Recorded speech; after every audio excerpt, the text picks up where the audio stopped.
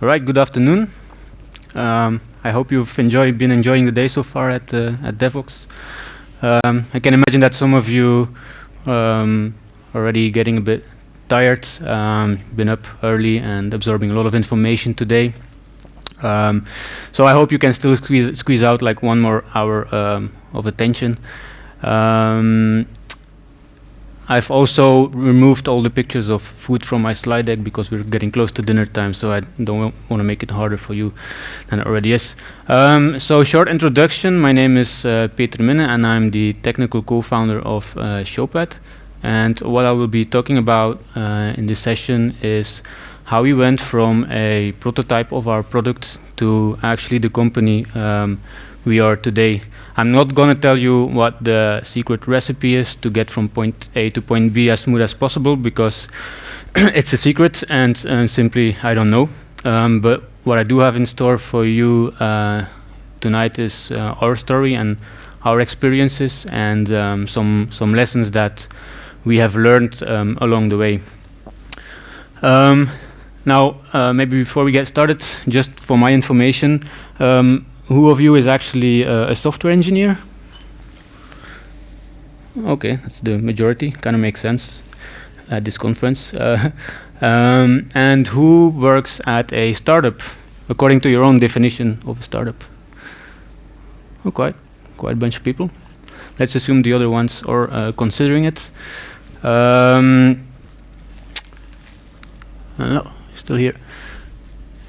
You may have seen that this is a picture of a rocket launch, which kind of illustrates the title of this presentation, but it's not just a random rocket, it's actually a SpaceX Falcon 9 rocket. I probably don't have to introduce SpaceX to you. It's one of the companies that Elon Musk founded. But SpaceX particularly has a really fascinating story, and I will be referring to that a bit later. So let's get started. So what is Showpad exactly? And I know that I'm not talking to our main target audience, so I will keep it short. So let's consider a random company.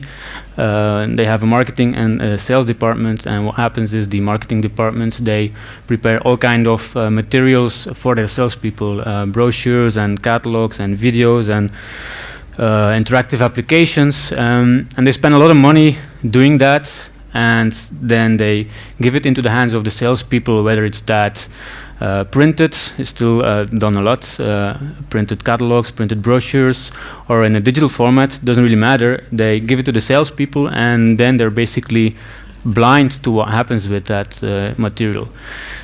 From the salesperson perspective, they get all this content through various channels, whether it's SharePoint or Box or by email. So for them, it's really hard to find the right information at the right time. It's also not always reliable. They get content that works on their laptop but not on their tablet, things like that. Also, it's kind of hard for them to provide or to give feedback to the marketing team of what they like, what they don't. So what you get is this one direction data flow. Marketing pushes data to the sales reps, and basically that's it. So what we do with Chapa is we solve a bunch of problems that you have recognized. First of all, we provide a platform for the marketing team where they can upload all their materials, and we automatically optimize all that content so it works across all platforms. Then the marketing team can actually decide which content goes to which sales teams. They can send messages to the sales reps and so on. And then they can push that content to their salespeople in the field. And for the salespeople, we have a Showpad application specifically built for salespeople, and it allows them to consume that content in a very easy way. Everything is easy to find. They have everything in one place.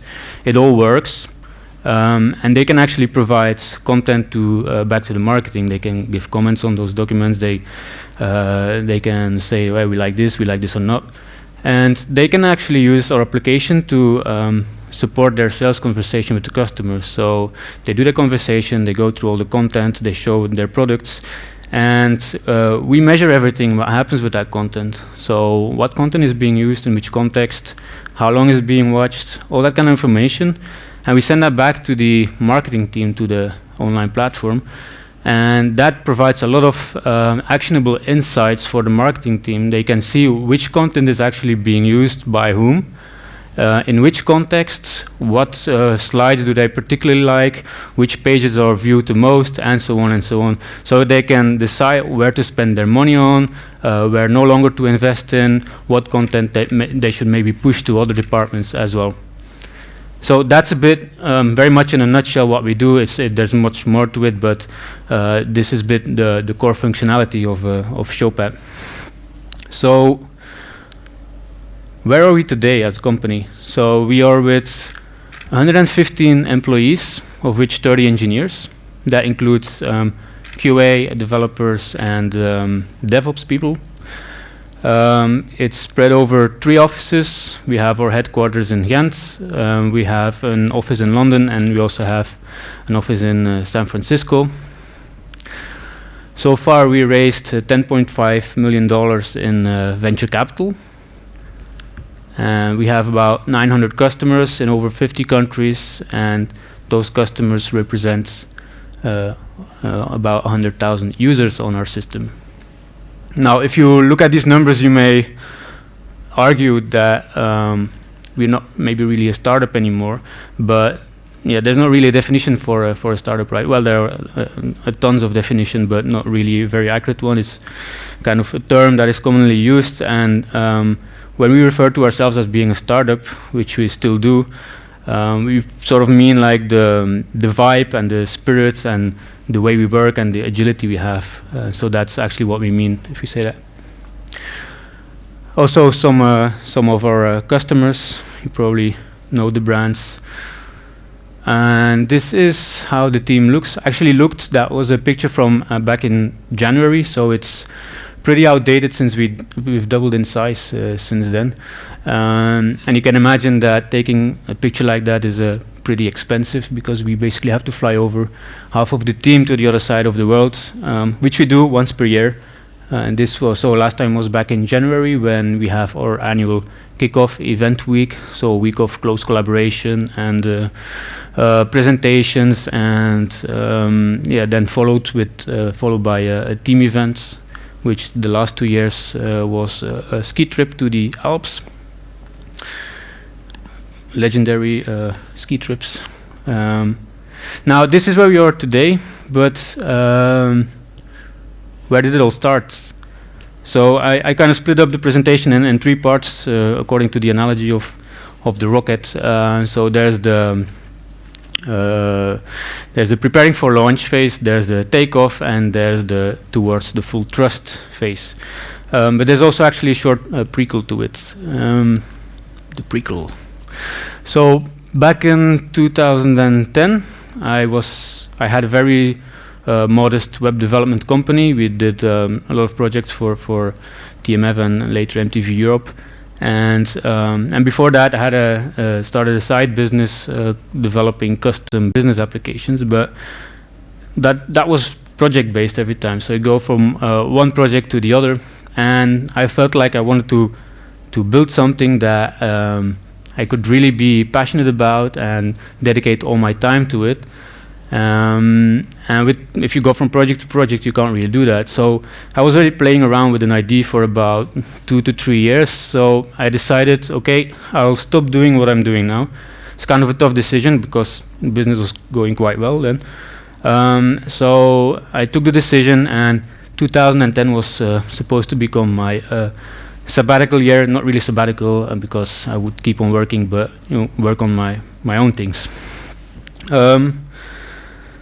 So back in those days, I was working. I had my office in the same building as Netlog was. Some of you may still know Netlog. At that time, they were still a very popular social network. And the building I was having my office was actually split up in many small offices, and I had one of those small offices, and Netlog kept growing, so they were kind of surrounding me, and I was closed in by Netlog, which was in a way good because I got to meet a number of people at Netlog. One of them being Peter Jan Bouten.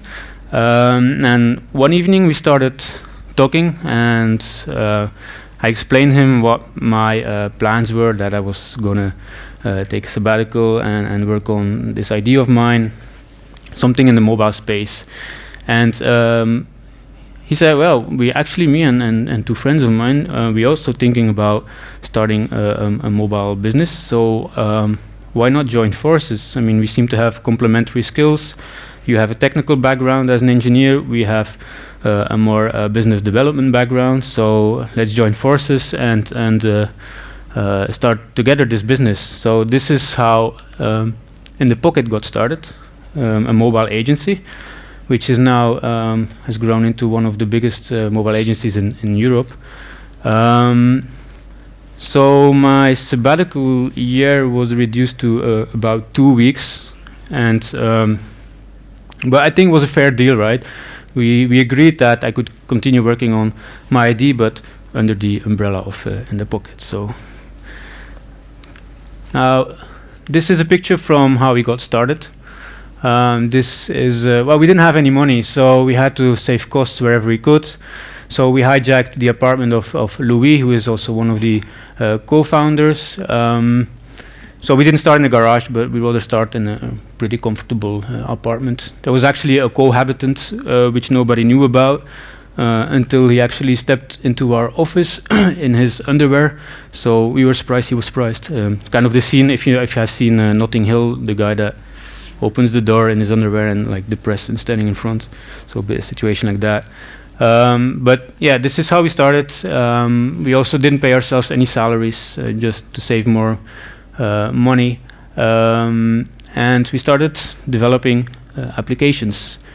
And after some time, we got a request from a company asking for if we could build an application for his salespeople on a trade show. On a trade show, Wi-Fi always sucks, so they wanted to have all the content within the application in a certain structure. So we built the application. It worked very well. Customer was really happy, and he decided to continue using it. But of course, the content had to get updated, and he also wanted some changes to the way it was organized. And the structure of the files, it was a hard-coded JSON document. So whenever he asked for a change to the structure, we had to go into the JSON and change that. So not really a fun thing to do, but that's how we did it at first. So we shipped an update, and around the same time, we got a similar request from another company. Hey, can you build like an application for my sales reps on a trade show? So we thought, yeah, of course, we can kind of recycle what we have here. So we did that. We got the content from that company. Again, going into the JSON, changing the entire structure, putting new files in the app. Where we started thinking, okay, this is pretty much something that many companies will want. So maybe we can keep reselling this application. But I didn't really want to start modifying JSON files day in, day out. So we quickly built some kind of user interface where we had a list of all the files, and we could easily drag and drop it in the right place. It was like an iPad simulator kind of interface. So you just drop it in there, and a JSON file gets exported. And those two things, realizing that we had something that we could sell over and over again, and this user interface to make it easy to put content in there, was like, for us, the eureka moment. We realized that if we give this user interface in the hands of the customer, and we make a more generic application that actually downloads the content once you've installed it, that we have a scalable business here. So we saw the opportunity, and we decided, okay, let's go for it. We all wanted to build something scalable, something that we could sell over and over again and have recurring revenue. So we took the decision, and it was not without risk, of course, because basically we were growing two companies at the same time. So maybe that would cause the two to fail. We didn't know. But you know, nothing in life is worthwhile unless you take risk. It's a quote from the famous philosopher Denzel Washington. And so we took the risk. We made the decision. We're going to build a SaaS solution that helps salespeople to be more efficient. This is actually the very first draft of of the application. Now we made a decision, so we better prepare for launching this SaaS business. So by then we had grown together within the Pocket to about, I think, 7 or 8 people.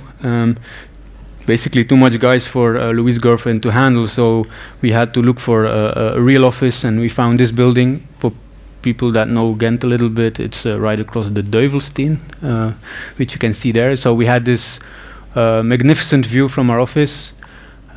We also incorporated the company as a separate company, basically because in the Pocket and Showpad, completely 2 different business models which were hard to combine, so we decided to have 2 different companies. And we settled for a name, obviously Showpad. Maybe some advice on picking a name. Of course, you want something that sounds good and is tacky, but you also want to be able to register the major domain names, and probably also the Twitter and Facebook and LinkedIn handles. Maybe you don't need that early on, but you'll definitely need them more and more when you grow. But another thing to consider is, and that's where we at some point ran into some troubles, because we had our application already in the App Store for some time, named Showpad, and all of a sudden we got an email from Apple saying that they want to they will kick us out of the store because there was another application also called Showpad, who claimed to be entitled to use that name in the US. So there was a little panic then, because being kicked out of the store would have been a little disaster. It would have meant that we would have to rebrand everything within a couple of days, because of course people needed to be able to still download the application. So luckily, and I won't go into too much detail here, but we were able to prove that we were entering in the US market before the other application did. So basically we did some Google AdWords campaign in the US, and that was apparently sufficient to prove that you entered the US market. If we hadn't done that, then we would probably have lost, we wouldn't be entitled to use the Showpad brand in the US. So immediately after that we registered Showpad as a trademark in Europe and the US. To avoid further or more situations like that. But if you would do things all over again, we probably do that from the start. It's not something that costs a lot of money, and then you're safe. So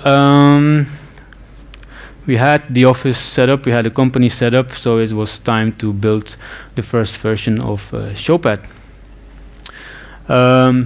That meant building like your prototype, like your first version, well, maybe a bit more than a prototype, but it's often referred to as a minimum viable product. So basically, it means you only build the minimum amount of functionality to prove value to the user, to the customer. So you only focus on the core functionality. It's something that we could have done better probably.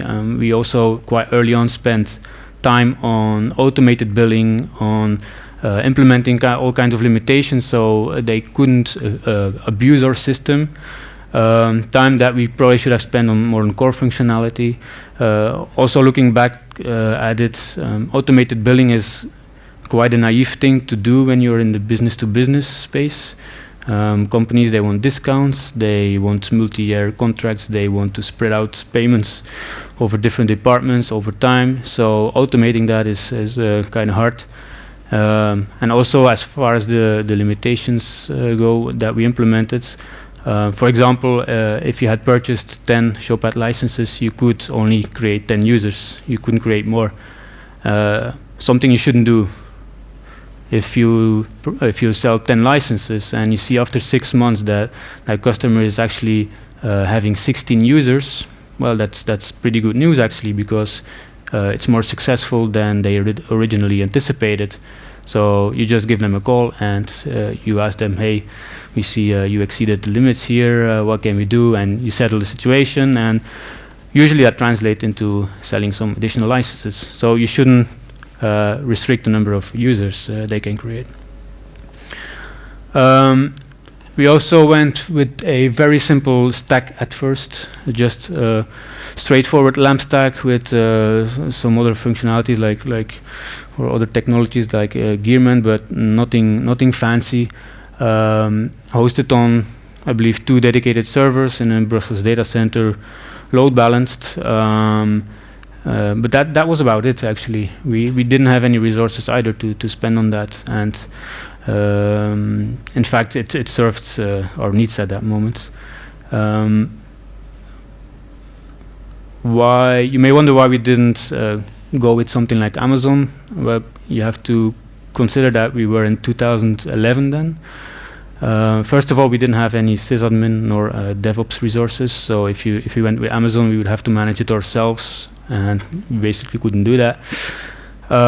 Second thing is that we needed vertical scalability, which was at that time very difficult with Amazon, if not almost impossible. We had certain services that needed specific resources from the service, so we wanted to have that option.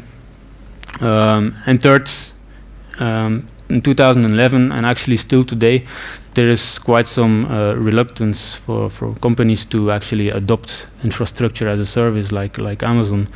If you would have said then, like, hey, we're going to store your content on Amazon, that would have definitely been a no-go. So that was a major factor. So once you have your minimum viable product built and it's running, try to get feedback as early as possible. We were lucky because the initial requests came from companies, so we could immediately have them try our product and get very early feedback. It's important because you want to know if the thing that you're building actually corresponds with your value proposition, and if you don't have that foundation right, everything you build around it doesn't really matter. So you should try to validate that as soon as possible in the process, so you can still make some changes if needed and make sure that you're developing in the right direction. And when you get that feedback, don't get, of course, and what I mean with that is that when you have your very first customers, they may have like specific requests, and because they were first customer and you're really excited about them, you want to do an extra effort there. So you may consider like building some custom feature or some custom module for them, but think long term and make sure that you keep in mind where you want to head to. We wanted to have a scalable business, so we had to make sure that we could keep on track there. I'll give you an example. Like very early on, we got a request from a company like, hey, we want to use Showpad, but we want it to be hosted on our own infrastructure, like a so-called on-prem installation. Of course, that didn't fit into our roadmap. We want to have a scalable business, and once you go on-prem, it becomes much harder to do that. So we said no, but if that company starts waving with a big check, you reconsider, and you reconsider again, and another time, and eventually we said no, but it was a bit painful at that moment. It was a big financial injection that we missed out on, but over the long term, this was definitely the best choice we could make. Now, once we had our first version up and running, everything was set, we were ready for takeoff. So we released version 1, I believe it was summer 2011. And of course, we started with a website, some ad campaigns. We added a free trial sign up. And actually, you don't have to wait with all this until your product is finished. You actually can start with that sometime before. And especially the free trial sign-up page, it's a great way to gauge interest in your product. So you run some ad campaign all over the world, and you attract people to that page. They sign up, and there's no product yet, but you can reach out to them once the product is finished. Just a question. Yes. Were you already targeting US markets at that point?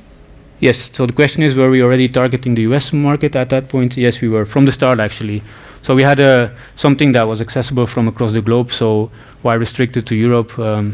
So we went global from day one. So when you launch your product, support is crucial, and I can probably dedicate an entire presentation on the importance of support for the success of your service. But let's say that it's not only a way to allow customers to report on bugs and give feedback and request features. It's also your face to the outside. So you can show through support how professional you are and how serious you are about your service, even if you're still a very small company. If I report a bug about a service and I only get a response like 3 or 4 days later, it's not likely that we will roll out this product in our company because it doesn't feel like it's trustworthy. So offer support from the first day you launch your product and make sure to follow up on anything that comes in. And then once more and more users start using your products, you'll start to get more and more feature requests, and you have to find a way to manage that. So initially we just pushed things on the backlog, and then to realize 6 months later that we had a backlog of 1,000 items and that we never looked at anymore. So what we do now, for example, is we have a channel where feature requests get posted, usually by the support team. We also ask them not only report on the feature, the thing that the customer asks for, but also try to dig a bit deeper and ask what kind of problem they're trying to solve with that and what's the underlying need. Because that's important for the product team to know. You don't just want to implement the feature, you want to actually solve the underlying problem. So that gets posted in the channel. The product team reviews that on a frequent basis. They either say, okay, we're not going to do that for this and this reason. They say, okay, this is already on the roadmap, it's expected then, or we're likely going to do that, but we don't have a timeline for it yet. And like that, your support team can reach out back to your customer and set the expectations right, and not everything gets pushed on your backlog. Now, you don't only get more and more feature requests, you also start to see more and more use cases for your product. So you actually we sell Showpad as a solution for your marketing and sales team. But once you have more and more customers, you start seeing that they also use Showpad for whole different use cases. Like, our target is sales and marketing, but you see they start using it for field services, for education, for training, for shop kiosks, for product information management, and so on and so on. So at a certain point, you start to think like, hey, we can solve it all. We have like a holy grail here. We can cover this entire market. But actually, you can't. I mean, there's quite some overlap between all these use cases in terms of functionality. But if you want to do a great job at solving the needs of that use case, you will have to implement some specific features for them. And if you want to address all the specific features for all these use cases, you will end up with a monster of a product. So you probably don't want to go there. There's no silver bullet to solve all of this. I think there was another presentation today on the fact that there is no silver bullet. So that's what I mean with stay focused. For us, it was sales and marketing, and we didn't pay attention to the other use cases. And if we solved a specific use case while focusing on sales and marketing, that was great, but that was not the intention. And actually, that's where I want to come back to the story of SpaceX. It's a quite special story, SpaceX, an interesting story. And I don't know if you know the mission of SpaceX. Do you know the mission of SpaceX? What is it? It's a special kind of rocket. Mm-hmm. Special kind of rocket? Yeah. Okay. Sorry? Going to Mars. Yeah. Well, they're planning to go to Mars, but it's not their mission. And that's the answer that most people give. Like, they want to put people on Mars, or they want to go to Mars. But their mission is actually put 1 million people on Mars, and there's a big difference in there. So if you want to put, let's say, 5 people on Mars, you can justify the fact that It costs $100 million per person to put them on Mars. If you want to put 1 million people on Mars, you can't really justify that price anymore. But still, they want to do that. They actually want to put 1 million people on Mars. So they thought about it, and they reasoned that, okay, if we can drop the price of a trip to about a $500,000 level, we can actually convince, or we believe that we can convince people to buy their own ticket, because it's affordable for rich people. And it's a one-way trip, by the way. So they figured, how can we get the price down to a level of $500,000? And well, first of all, they innovated the rocket engine. They figured out a way to build it cheaper and equally powerful, or even more powerful. You probably also, or some of you have seen the video where they actually launch the rocket and then it returns back to the base. So that's something that had never been done before, and also is a way to cut costs, because they can recycle the entire rocket for a future launch. And so they've done all this innovation, and they've come to a point where they can launch things into orbit at about 1/7 of the price of Lockheed Martin, which is the major partner of NASA. So 1/7 of the price. Any person in business, if you would be in a situation like that, would say, fucking hell, we have to conquer the entire market here. There's no competition. 1/7 of the price. We can conquer the entire market like this. But that's not what SpaceX is going to do. They could, but they won't, because that's not their mission. They are not going to explore the full potential, the full commercial potential of where they are right now. So they will do commercial launches, but only as much as are needed to fund future research and developments to get the price even more down. So I think that's pretty mind-blowing, and it takes a lot of guts and vision to make a decision like that. But I think it's a great example of how you should stay focused. It's of course a complete different scale, but still applicable. I mentioned different use cases for where Showpad is being used. Actually, there's another one. It's to control robots, and let's see if this works. It uses Showpad, right? It uses Showpad. I don't know if the volume can go up a little bit. Remove the cable, please. What do you mean remove the cable? Some people have only the cable. Just to the right. Signature move. To the right. Straight to the left. So it's kind of the same but continuous. And then back. Does it stop? No. That's the signature move. That's the signature move. Wow.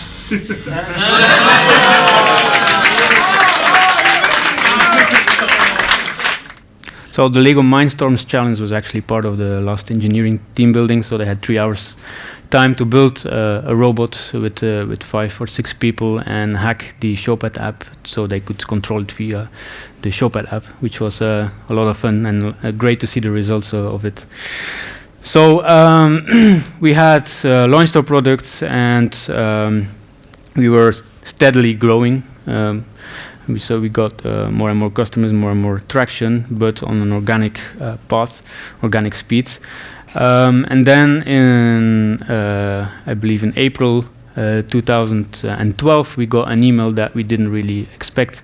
We got an email from Apple inviting us to go and demo our application in their offices. First we thought, okay, Apple, some local department, which would also be great, but no, it was Apple in Cupertino, so they asked us to fly over there for a demo. Luckily, we had already booked a trip to the valley because we wanted to visit some VCs, so that was like a great coincidence.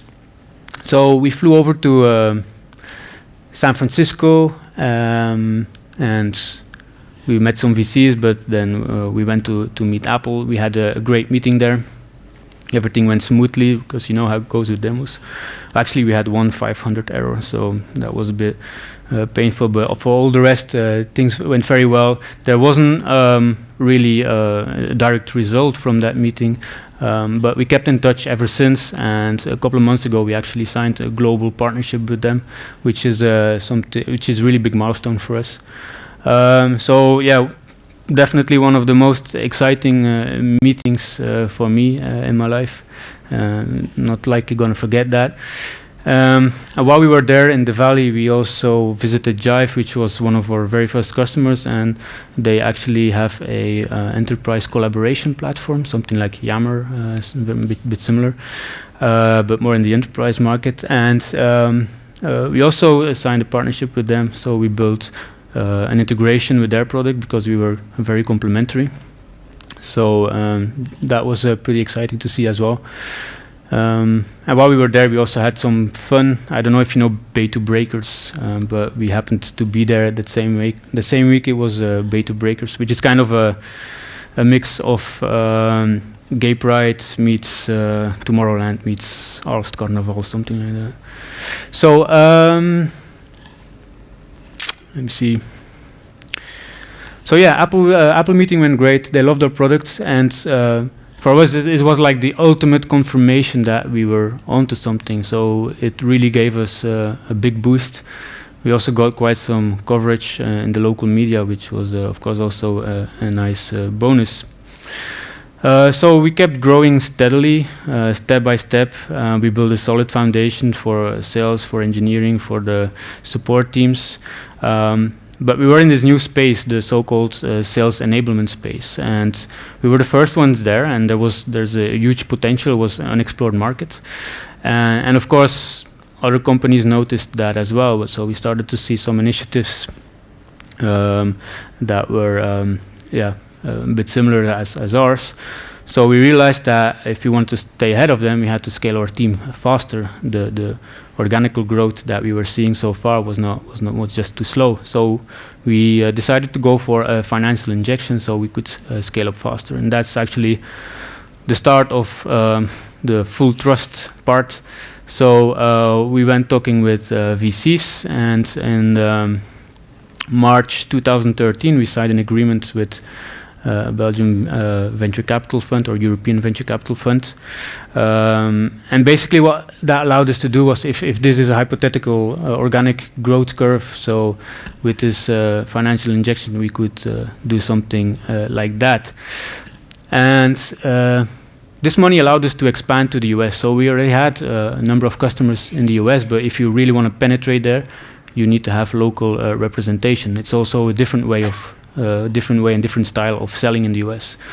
So we set up the US side of the company. We incorporated Showpad Inc. And initially we went for an office in New York, basically because it's only 6 hours time difference, so there's still quite some overlap, and there are a lot of direct flights between Brussels and New York. So if you start an office in the US, you know you're gonna have to commute a lot. So this was kind of practical that there would be a lot of flights. And Louis, one of the co-founders, he moved actually to the US. That's maybe one of the advantages of being with 3 co-founders, is that you can send one over there. So after 6 months, though, we realized that New York was for us not really the place to be. There's a vibrant startup scene, but we've been in the Valley a couple of times before, and the vibe is like pretty different. It's unique to be there. There's also a lot of expertise that we needed at that moment. You don't find those profiles anywhere else, and we also have a bunch of customers in the Valley or in that region. So for us, it kind of makes sense then to move to San Francisco. So what you see is our very first office in San Francisco. We were on the top floor, but in the meantime, we outgrow that office, so we had to move to a new office on Market Street, which we have outgrown as well now, so we're looking again for something new there. Starting an office in San Francisco involved some challenges. you're dealing with a 9-hour time difference, which you can't fix. You can't do anything about that. There's one advantage: organizing your support gets 24/7 support gets a little bit easier. But the challenges are like dealing with this time difference. So we take some initiatives there, like early bird night owl on Tuesday, so they start a bit earlier. On Tuesday we work a bit later, so that there's more overlap in office hours and can have a bit longer discussions.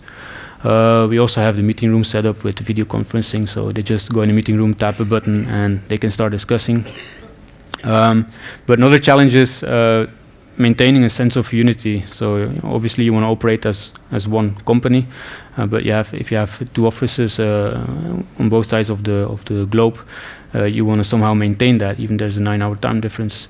So we do that by, for example, by having a weekly Showpad where we set up video conferencing calls between the offices and where we introduce the new colleagues, and we can ask questions to the CEOs and do some presentations on specific topic and so on. So this really creates this sense of unity. We also had this annual kickoff, which I already mentioned at the start. And for engineers specifically, we have a sort of exchange program. So engineers, and the entire engineering team is located in Ghent, in Belgium, and we offer them the chance to go and work in San Francisco for up to 3 months. Not only to work around specific projects, but also to get to know the colleagues better, get to know the culture better, feel the vibe of the valley, and so on. And the feedback on that has been really great, so we continue doing that. Another effect of having offices across the pond is that there are cultural differences. And I listed some of the cliches, and you recognize them. In the US, they are usually more self-confident, more assertive. The sky is the limit. They like to think big. In Belgium, we are more humble, more reserved. We are down-to-earth people. And this you may start thinking of this as potentially conflicting characteristics that could lead to a situation where it becomes us versus them. But in fact, there's a lot of richness in this difference, and the key is to understand those differences and to accept them, because you can't fix them anyway. There's no point in trying to fix them, you only get frustrated. And then to realize that when you combine all of those, you can actually make a much stronger team. You can learn from each other, and you're more complementary. For example, something that we learned from the US colleagues is try to think bigger. We are very realistic, right? We are down to earth, and if we want to set a goal, we have to sort of already see how we're going to get there before we actually set that goal. While in the US, they will just set the goal and they don't care how they will get there. They'll figure it out along the way.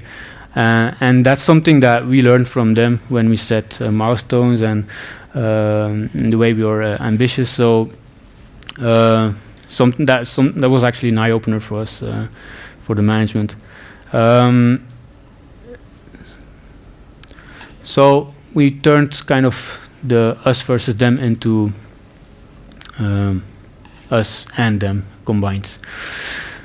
Now, we are, I think, about mid-2014, and we saw that the competition wasn't taking a break either, so we realized, okay, we're doing great, we see explosive growth, but we need to grow even faster. We need to scale this team even faster and our revenue accordingly.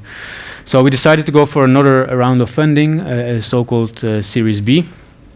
And in October 2014, we got $8.5 million in funding by the same VC as in Series A, together with another London-based VC. And so if that is the organic growth, and then the Series A, the Series B allowed us to do this. So that was October 2014, and by the end of 2014 we reached a milestone, a big milestone for us, and $5 million in ARR and almost no churn. ARR it's pirate speak, but in this context is stands for annual recurring revenue. Basically, your revenue generated by subscriptions. So subscriptions that get renewed year after year. And churn means loss of customers. So when they no longer renew their agreement. So almost no churn. So basically, all customers continued using Showpad after the first year. So with this $8.5 million on our bank account, we were able to double the team size again over the next 12 months. But doubling your team and then we were, I believe, 50 to over 100. There are some challenges with that. And as a small startup, and this has always been one of the major strengths of Showpad, was our culture, the way we collaborate, and the vibe and the atmosphere and the office. And as long as you're with 20, 25, 30 people, it's quite easy to maintain that culture. But once you go beyond that, it becomes difficult, especially if you start opening offices in other locations. So we wanted to make sure that we could maintain that culture as long as we grew. And how we try to do that is by defining what actually made the culture to what it is.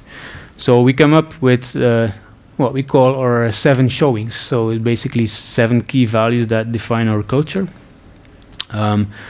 Being humble, so valuing the team success over personal wins. Being humble, keeping it simple, a very important one that we use a lot in engineering as well. Take ownership, show responsibility for things that don't even belong to your formal assignments. Embrace transparency. So we don't like politics. We don't like too much hierarchy. We don't like things happening behind each other's back. Aim for maximum impact. So make sure that your actions and decisions have the maximum possible impact. Give to grow. So contribute to the growth of your team, your colleagues, the product, and so on. And maybe most importantly, be passionate, not only about your job, but also about the product, the team, the customers, and life in general, actually. So we kind of use this in everything we do, whether it's from hiring or making certain decisions. This is sort of a guideline, and that ensures that we maintain the same kind of culture in the company. Another effect of growing your team so fast is that, as long as you're small and you're working from the same space or in a small office, you have a lot of interaction with each other. You see each other in day to day. There's a lot of communication and so on. So a very vibrant space. If you are with 50 or 60, or like we had now in March, we had to move out of our office and find a new one, which was 3 times the size of the previous one. So by definition, it creates more space between people, and we wanted to make sure that we can maintain that same vibrant atmosphere at the office. So we do that. It all starts actually with the most important machine in the office, the coffee machine. We serve good coffee, Nespresso. Actually, I don't understand why some companies serve this rubbish coffee from these big vending machines. It's not like serving Nespresso will make a big dent in the financial situation. Sorry, I do have a picture of food in here. So we serve fresh food, and we have a really cozy area where they can read a newspaper and hang out and talk with each other and so on. We also provide some cozy spaces. We have our arena where there's actually a big screen here in the back, so we can do a lot of presentations here or just hang out, just get some work done. It's just a cozy place to hang around. And on the right, there's the zone. If you want to work in the zone, you should go and sit there, and you're not supposed to be interrupted when you're sitting there. Of course, there are also some. We like people stay healthy, so we have a recreation area. What is a startup without a ping pong table, right? We have standing desks, although the concept wasn't entirely clear from the start, and ergonomic chairs so that you sit up straight. And spaces with a lot of daylight. Maybe not all developers like that, but daylight is supposed to make you feel happy. So, and next to that, we have another initiatives to further stimulate the good atmosphere at the office. Actually, many companies, they organize all kinds of events to sort of create a certain team spirit. Actually, it's at Showpad, it's our team spirit that creates all the events like Aloha Friday or Formal Friday. It was very interesting to see an entire development team come to the office, suit up with a tie. You don't see that every day. Halloween in the US, this is actually one of the co-founders, Louis, dressed as a bottle of wine. Peter Minne is somewhere in there as well, dressed like Waldo, so a bit hard to find. That was the engineering team building, where they had to build a robot. Also some sports events. We had the Showpad Open with a ping pong competition. We organized frequent boot camps, and for the more passive sporters, there's football on the big screen. And this is actually when we celebrated our 100th employee, which was last month. Actually, well, we celebrated it twice, not because the person got fired, but there was some miscounting apparently. So we ate pie twice, which is okay. And in the meantime, we also started our office in London, our sales office. So they celebrated along with us. So to kind of summarize, these are the most important milestones so far in the history of Showpad, in very short history. So it all started in May 2011. 1 year later, we went to visit Apple, which gave us a big boost. Then in 1 year later, in March 2013, we had our first series that allowed us to expand into the US. We opened our office in October that same year. Another year later, we raised the Series B round of funding. And exactly 1 year later, we had our 100th employee joining Showpad. Still have 9 minutes left, that's great. So at the beginning, I mentioned that I'm not going to tell you the secret recipe, but no, I don't know the secret recipe, but I do know for sure some of the ingredients. And I tried to find a video that sort of captured or illustrated those ingredients. And a long time ago, I used to be a skateboarder, and skateboarding is a lot about creativity and originality. And one of the biggest accomplishments you can have is nailing a trick as the first one, whether it's first one in the world or the first of your group of friends, doesn't matter. But that gives really a lot of adrenaline. And the short video I'm going to show you is about a trick called an Air 900. So 900 because you basically make 2.5 turns into the air. Never before in history competition have we seen a 900. 900! 900! Oh! You guys want to see the 900? Tony was either gonna make it or kill himself trying it. 900 with him is 10 years deep. Trying it so many times, I started to feel like this could be the ultimate disappointment, you know, if I just can't do it. So that's why I was willing to just stick it at any cost, you know, if it meant that I was gonna get taken out and taken to the hospital. So be it, you know, it was worth the effort. I think it was a conscious decision, like, okay, everybody stop skating, let Tony try and make this. We all just wanted to get behind him and see him do it. Tony Hawk! Tony Hawk! Tony Hawk! 900! 900! Oh! No way! The crowd wanting to see something spectacular. The whole other side of the skateboard community knowing that this is history, this is something very special. They all wanted to see him make it as much as he wanted to make it.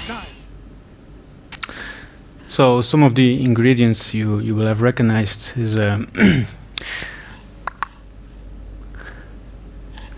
so dedication, a lot of hard work, sweat, tears, determination, keep going even if you fall, get back up and try again. Focus, Stay concentrated, don't get distracted. Passion, definitely the most important one. If there's no passion, you shouldn't even get started with it. It's your fuel to overcome a lot of fails and that gets you keep going. Sense of unity, you're all in together, going for the same goal. Taking risks and accepting failure. And the last one is probably the hardest one. You will fail, and you will fail a lot, and it's a matter of accepting that it will happen, and just getting up, improving yourself, and just give it another shot. And when you reach a certain milestone, and everything works out, there's of course celebration. 9, 9, 9, 9.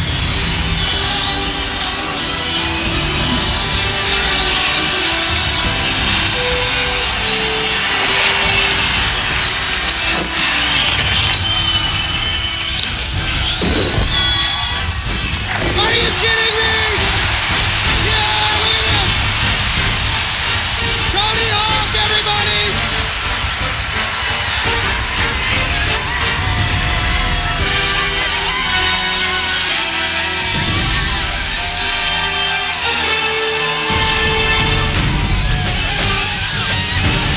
If it weren't for you people, I would have never made that. Thank you. Thank you. This is the best day of my life. I swear to God. That's how we celebrate at Showpad as well, except for the crowd surfing maybe. So that's it. I hope you liked it. If you think I failed completely, just you can actually, I think there's an app for that where you can give comments to the presentation. So let me know, then I can improve myself. If you have more questions, I don't know if we have time to actually do some questions, maybe a bit short. But if you have any questions, you can reach out to me by email on Twitter or LinkedIn, or leave some questions in that app. And you can also find us on Stack Overflow. We have a company page there. You can find us on Glassdoor, which is a website for employees to review employers. And if you want to know a little bit more about the technologies that we use, you can check out StackShare. That's it. Thank you.